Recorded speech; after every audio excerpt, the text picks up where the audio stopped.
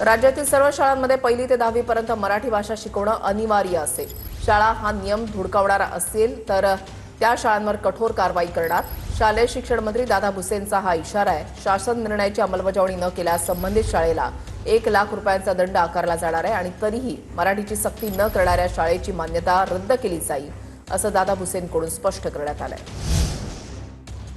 मराठी भाषा शिकवणं बंधनकारक आहे। त्याच्यासोबतच मराठी भाषा शिकवणारे शिक्षक सुद्धा मराठी क्वालिफिकेशन शिक्षणात अर्ज असलेले त्या ठिकाणी असले पाहिजेत। नियम होता की त्याला नोटीस त्याच्यामध्ये जर ते आढळून आलं की ते शिकवलं जात नाही, त्या ठिकाणी 1 लाखापर्यंतचा दंड त्या शाळेला करणं आणि याही संदर्भामध्ये जर त्याची अंमलबजावणी झाली नाही तर साधारणपणे 17 एप्रिल 2026 लाच या ठिकाणी निर्णय करण्यात आलेला आहे की त्या शाळेची मान्यता सुद्धा त्या ठिकाणी काढून घेतली